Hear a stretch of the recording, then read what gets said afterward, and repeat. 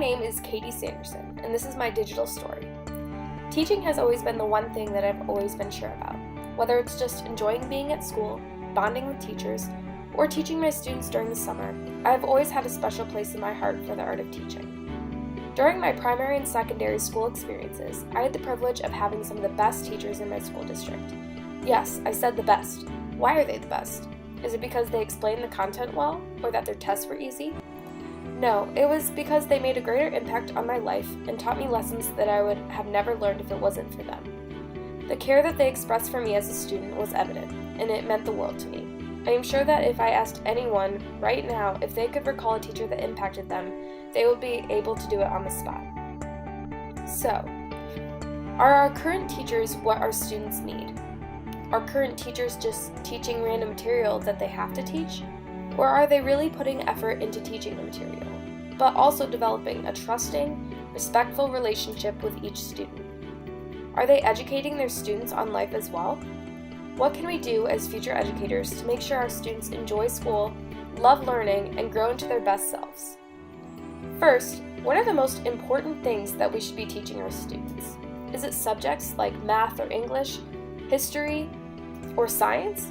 Or is it life skills, such as how to talk to someone respectfully, or how to write a proper email, or learn how to deal with a difficult situation? We often confuse the meanings of a teacher versus an educator. Being an educator is more than being a teacher. At the beginning of the semester, we watched a video talk of Timmy Sullivan discussing the difference between a teacher and an educator. In his video, Sullivan talked about how a teacher is someone who just teaches content, versus an educator who is way more than just a teacher. This video really impacted me since the first few days of class.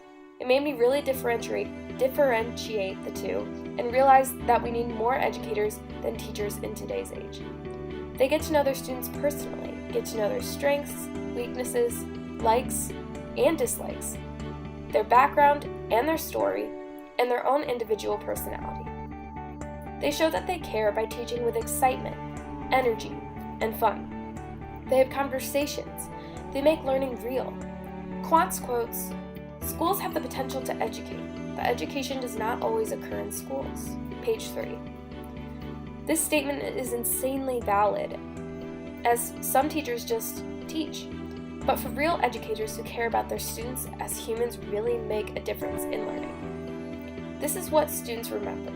Educators teach the way that they do so that learning comes from active experiences, not just plain content.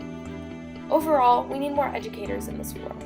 In the past, teachers were known to teach the basics and write on a chalkboard. They were to discipline their students if they weren't doing well or weren't behaving the best. Gray talks about how education and schooling have turned into a bad place or a bad opportunity for children over time. Page 9. Instead of loving to go to school, most students hated it because they were given mass amounts of busy work that exercised their minds at levels they were not ready for.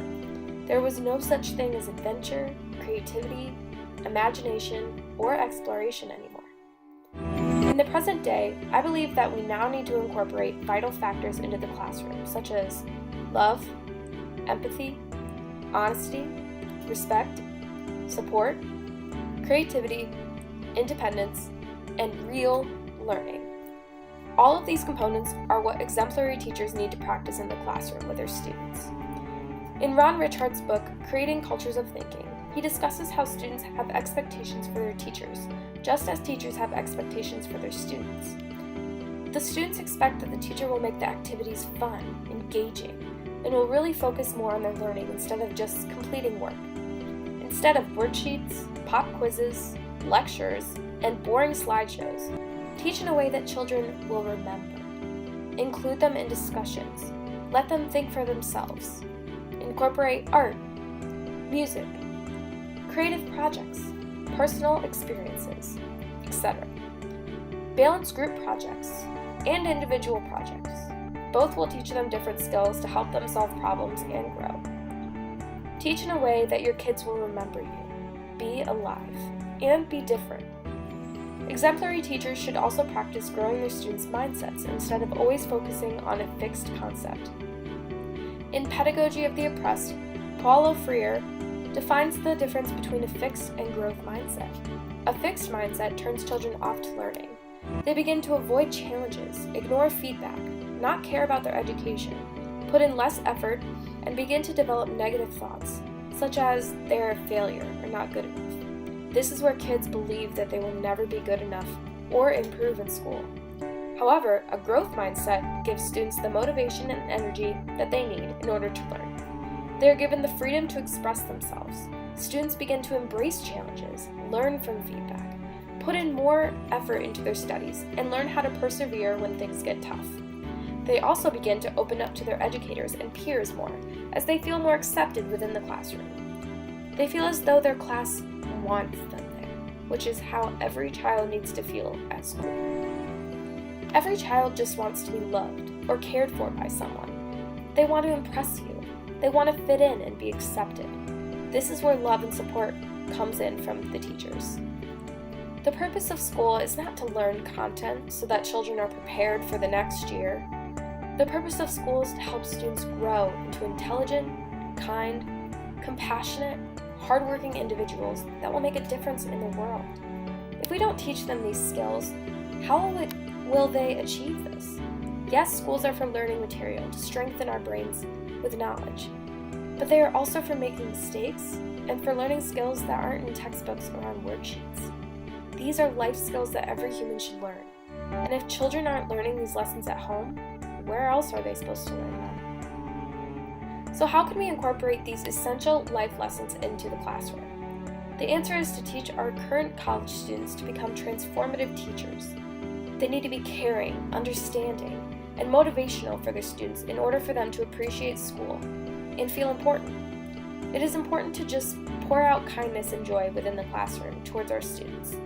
Although we need to always keep a balance between being in control and being too easygoing, it is important to show our students that we care as their educators. Some teachers yell and believe that will keep their students in control and that they'll stuff the information into their brains. This is just a big turnoff to them, as they need something energizing yet chill and at their level. Expectations are always needed in the classroom, but it is important to think outside the box. They need this fun in their lives, and it won't go unnoticed. This is what separates teachers who are remembered by the teachers who aren't.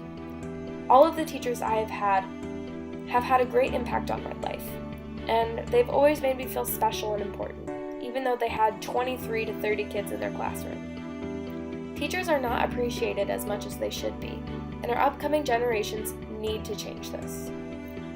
My overall journey through EDT 190 was not what I originally expected. I expected this class to just be another introduction class. However, from the very first day, this class really surprised me and taught me a lot about education and the variety of topics and areas within it. Learning about diversity in different backgrounds and how these can influence a student majorly really stood out to me, as well as content from the reading that I never knew about, such as the banking system and fixed versus growth mindsets. During the class, I feel as though realizing how big of a problem our current education system is now was a huge challenge. I didn't know that there was so much work to be done. I now see that we need to turn it around completely and do what is best for our students' learning instead of standards set by people who aren't even in school anymore. As I venture into the world of teaching and education, I will definitely use a lot of the lessons and important pieces of this class to help me become the best educator I can be for my future students. Instead of just being a teacher who lectures the content she needs to, I will make it fun, engaging, energizing, and motivational so that my kids enjoy learning and going to school. I will be the model of educators, and I can't wait to start on my journey. So to wrap it up, kids need to learn about life, how life works, how people work, what compassion, kindness, honesty, and hard work is. Yes, we need to teach our kids material and important content for their success. However, we can do this in incredible ways that will make an impact on our students for their entire lives. There are so many other lessons about life that they need to learn in their younger years.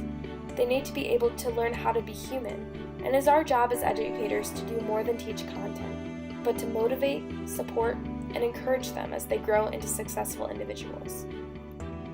For this video, I really wanted to show how much I care about children and their learning. I really wanted to emphasize the fact that students are our future, and I cannot wait to be an educator.